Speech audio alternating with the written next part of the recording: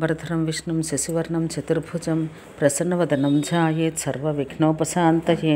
ప్రణవమయాసనం ఇచ్చి అస్త్రమంత్రంతో తాడనోల్లేఖనాదులు చేసిన పిదప ఈ శిలలన్నింటినీ సామాన్య రూపాన కవచమంత్రంతో ఆచ్ఛాదించాలి. అస్త్రమంత్రం చివర హుంఫట్ చేర్చి దాన్ని ఉచ్చరిస్తూ మట్టి, గోమయం, గోమూత్రం, కషాయంలో గంధయుక్త జలం వీటితో మలస్నానం చేయాలి. పిమ్మట మలస్నానం చేయించాలి. పిమ్మట పంచగవ్య పంచామృతాలతో యథావిధిగా స్నానం చేయించాలి. గంధోదకంతో స్నానం చేయించిన పిదప స్వీయ నామాంకిత మంత్రంతో శిలను ఫలరత్న సువర్ణ గోశృంగ జలచందనాలతో పూసి వస్త్రంతో ఆచ్ఛాదించాలి. స్వర్ణోత్తమకు ఆసనమిచ్చి యాగమండప పరిక్రమణం చేసి ఆ శిలను తీసుకుని పోయి హృదయ మంత్రంతో శయ్యపై కానీ కుశాస్తరణంపై కానీ పరుండబెట్టాలి. అచట పూజించి బుద్ధి నుండి పృథివీ వరకు ఉన్న తత్వములను న్యాసం చేసి త్రిఖండ వ్యాపక తత్వత్రయమును ఆ శిలలపై క్రమమున న్యాసం చెయ్యాలి. బుద్ధి నుండి చిత్తం వరకు, చిత్తం లోపల మాతృకల వరకు, తన్మాత్రలు మొదలు పృథివీ వరకు శివతత్వ, విద్యాతత్వ, ఆత్మతత్వములున్నవి. పుష్పమాలాది చిహ్నిత స్థానములపై క్రమంగా 3 తత్వములను తదీయ మంత్రములతోనూ తత్వేశులను హృదయ మంత్రంతోనూ పూజించాలి. ఓం హుం శివతత్వాయ నమః. ఓం హాం శివతత్వాధిపాయ రుద్రాయ నమః. ఓం విద్యాతత్వాయ నమః. ఓం హాం విద్యాతత్వాధిపాయ విష్ణవే నమః. ఓం హాం ఆత్మతత్వాయ నమః. ఓం హాం ఆత్మతత్వాధిపతయే బ్రహ్మణే నమః అనేవి పూజోపయుక్త మంత్రములు. ప్రతి తత్వమందు ప్రతి శిలయందును భూ, అగ్ని, యజమాన్య, సూర్య, జలవాయు, చంద్ర, ఆకాశములను 8 మూర్తుల న్యాసం చెయ్యాలి. పిదప క్రమంగా సర్వ, పశుపతి, ఉగ్ర, రుద్ర, భవ, ఈశాన, మహాదేవ, భీమమూర్తుల న్యాసం చెయ్యాలి. ఓం ధరామూర్తయే నమః. ఓం ధరాధిపతయే శర్వాయ నమః ఇత్యాదులు మూర్తీశ్వర మంత్రములు. పిదప అనంతాది లోకపాలులను వారి వారి మంత్రంతో న్యాసం చెయ్యాలి. రూం రూం యురూం వ్రూం శ్రూం ఘ్రూం శ్రూం హ్రూం శ్రూం అనేవి ఇంద్రాది లోకపాల బీజములు. ఇది పక్షమున చెప్పబడినది. పంచశిలాపక్షమున ప్రత్యేక తత్వమయ శిలను స్పృశించి వాటిపై క్రమంగా పృథివ్యాది మూర్తి న్యాసం చెయ్యాలి. బ్రహ్మ, విష్ణు, రుద్ర, ఈశ్వర, సదాశివుల 5 మూర్తీసులు. ఈ 5 పైన చెప్పిన 5 మూర్తులందు వెనుకటి వలె పూజించాలి. ఓం పృథివీమూర్తయే నమః. ఓం పృథివీమూర్తి అధిపతయే నమః ఇత్యాదులు పూజోపయుక్త మంత్రములు. 5 కలశాలను వాటి నామమంత్రాలతో పూజించి స్థాపించాలి. మధ్య శిలాక్రమమున యథావిధిగా న్యాసం చేసి విభూతి, కుశతిలలతో అస్త్రమంత్రములతో ప్రాకారం ఏర్పరచాలి. కుండములందు ఆధారశక్తి న్యాస పూజనములు చేసి తత్వాధిప మూర్తీశ్వర్లకు ఘృతాదులతో తర్పణం చెయ్యాలి. పిదప బ్రహ్మాత్మశుద్ధి కొరకు మూలాంగములైన బ్రహ్మమంత్రంతో క్రమంగా 100 హోమములు చేసి పూర్ణాహుతి వరకు హోమం చేసిన పిదప శాంతి జలంతో శిలలు ప్రోక్షించి పూజించాలి.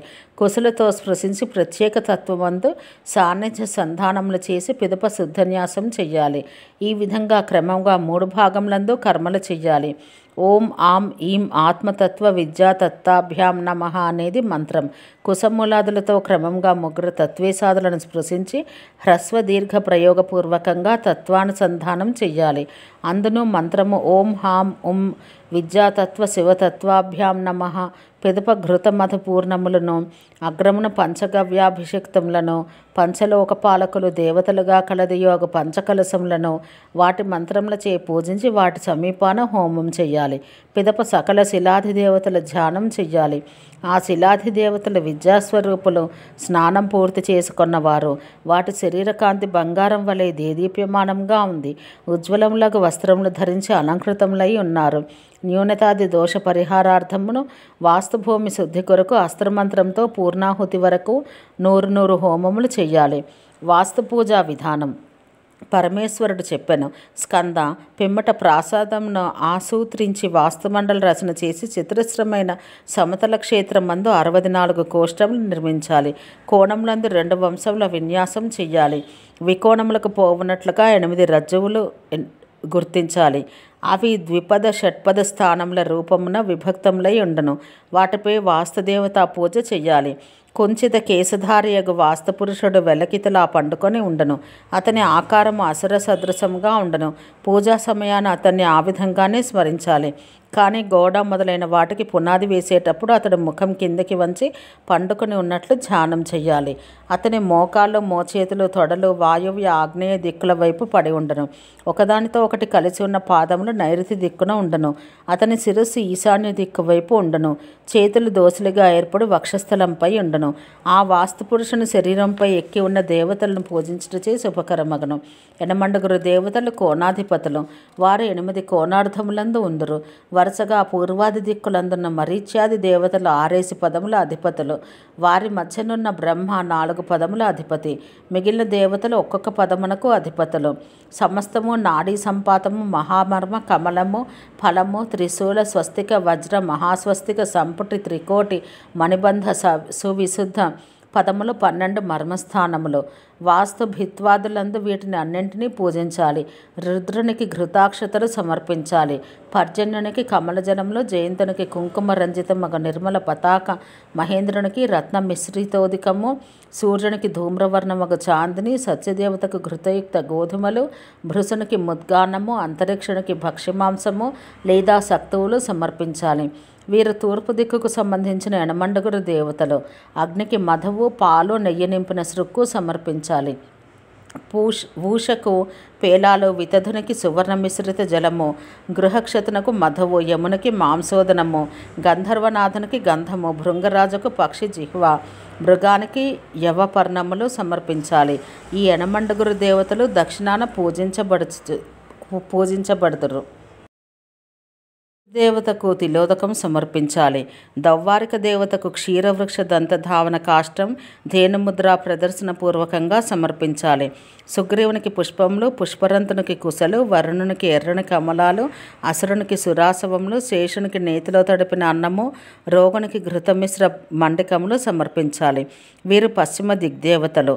మారుతునికి పచ్చని రంగు గల ధ్వజం, నాగదేవతకు నాగకేశరం, ముఖ్యునికి భక్ష్య పదార్థం, భల్లాటునికి ముద్గసూపము, సోమునికి ఘృతమిశ్ర పాయసం, చెరుకునికి సాలోకము, అదితికి లోపి, దితికి పూరి సమర్పించాలి.